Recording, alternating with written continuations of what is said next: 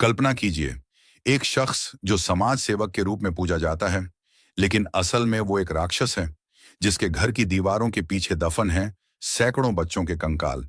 ये कहानी है निठारी कांड की, जिसने पूरे भारत को हिलाकर रख दिया। आज हम जानेंगे कैसे एक आदमी ने अपनी दरिंदगी से सैकड़ों परिवारों को तबाह कर दिया। तो बने रहिए, क्योंकि यह कहानी आपकी रातों की नींद उड़ा देगी। सुरेंद्र कोली एक धनी व्यापारी और समाज सेवक। निठारी गांव में उसे एक महान इंसान के रूप में जाना जाता था। वो गरीब बच्चों को नौकरी देता, उनके परिवारों की मदद करता और समाज में उसकी छवि एक मसीहा जैसी थी। लेकिन क्या सच में वो इतना महान था, या उसकी छवि के पीछे छुपा था एक शैतान? 2006 में निठारी और आसपास के गांवों से बच्चे गायब होने लगे। इन बच्चों की उम्र 8 से 16 साल के बीच थी। परिवारों ने पुलिस को शिकायत की, लेकिन कोई सुराग नहीं मिला। तब तक नहीं, जब तक एक लापता बच्चे के परिवार ने सुरेंद्र कोली पर शक नहीं किया। उन्होंने पुलिस को बताया कि उनका बच्चा कोली के घर में काम करता था और वहां से गायब हो गया। जब पुलिस ने कोली के घर की तलाशी ली, तो उन्हें कुछ ऐसा मिला जिसने सबको झकझोर कर रख दिया। घर के बाथरूम, बगीचे और दीवारों के पीछे से बच्चों के कंकाल और अवशेष मिले। कुल 19 बच्चों के अवशेष बरामद हुए, लेकिन अनुमान है कि पीड़ितों की संख्या सैकड़ों में हो सकती है। कोली ने इन बच्चों को नौकरी का लालच देकर अपने घर लाया, फिर उन्हें यातना दी और उनकी हत्या कर दी। सुरेंद्र कोली को गिरफ्तार किया गया और उस पर मर्डर और शोषण के कई केस दर्ज किए गए। कोर्ट ने उसे मौत की सजा सुनाई, लेकिन आज तक यह सजा नहीं हुई है। यह केस भारतीय न्याय प्रणाली की धीमी गति का भी उदाहरण बन गया। निठारी कांड सिर्फ एक ट्रू क्राइम स्टोरी नहीं है, ये हमारे समाज की कड़वी अपराधियों छाई है। गरीब बच्चों का शोषण, पुलिस की लापरवाही और को मिलने वाली सजा की धीमी प्रक्रिया, ये सभी मुद्दे इस केस से उजागर होते हैं। हमें जागरूक होने की जरूरत है, ताकि ऐसी घटनाएं दोबारा न हों। सुरेंद्र कोली के दिमाग में क्या चलता था? क्या वह एक साइकोपैथ था, या उसके अतीत में कुछ ऐसा हुआ था जिसने उसे एक मॉन्स्टर बना दिया? कुछ रिपोर्ट्स के मुताबिक कोली को बचपन में ही अपने परिवार से दूर कर दिया गया था और उसे एक क्रूर माहौल में पाला गया था।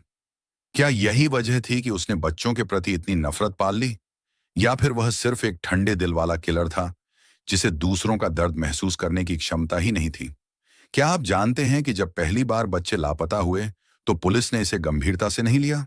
कई परिवारों ने शिकायत दर्ज कराई, लेकिन पुलिस ने इसे भागे हुए बच्चों का मामला बताकर नजरअंदाज कर दिया। अगर पुलिस ने समय पर कार्रवाई की होती, तो शायद कई बच्चों की जान बचाई जा सकती थी। यह केस भारतीय पुलिस व्यवस्था की खामियों को भी उजागर करता है। कोली का घर बाहर से तो एक आम घर जैसा लगता था, लेकिन अंदर यह एक कब्रगाह था। जब पुलिस ने तलाशी ली, तो उन्हें बाथरूम के फर्श के नीचे, बगीचे में और दीवारों के पीछे बच्चों के कंकाल मिले। कुछ रिपोर्ट्स के मुताबिक कोली ने बच्चों के शवों को नष्ट करने के लिए उनके टुकड़े टुकड़े कर दिए थे। ये घर आज भी निठारी गांव में मौजूद है, और स्थानीय लोग इसे भूतिया घर कहते हैं। इस केस का सबसे दर्दनाक पहलू था पीड़ित परिवारों का दर्द। एक मां ने बताया कि उसका बेटा कोली के घर में काम करने गया था और फिर कभी वापस नहीं आया। उसने महीनों तक अपने बेटे की तलाश की, लेकिन जब उसे पता चला कि उसका बेटा कोली के घर में मार दिया गया, तो उसकी दुनिया ही टूट गई। ऐसे कई परिवार हैं जो आज भी न्याय का इंतजार कर रहे हैं। जब कोली को गिरफ्तार किया गया, तो उसने शुरू में सब कुछ इनकार कर दिया, लेकिन जब सबूत सामने आए, तो उसने अपने अपराधों को स्वीकार कर लिया। हैरानी की बात यह है कि कोली को अपने के पर कोई पछतावा नहीं था। वह कोर्ट में भी बेरहमी से मुस्कुराता रहता था, जैसे उसे पता हो कि उसे कुछ नहीं होगा। क्या यह भारतीय न्याय प्रणाली की विफलता है? आज भी निठारी गांव के लोग कोली के घर के आसपास जाने से डरते हैं। कई लोगों का कहना है कि उन्होंने रात के समय उस घर से चीखें और रोने की आवाजें सुनी हैं। क्या यह सिर्फ उनकी कल्पना है, या फिर वहां आज भी उन मासूम बच्चों की आत्माएं भटक रही हैं? यह सवाल हर किसी के मन में है। निठारी कांड सिर्फ एक ट्रू क्राइम स्टोरी नहीं है, यह हमारे समाज की कड़वी सच्चाई है।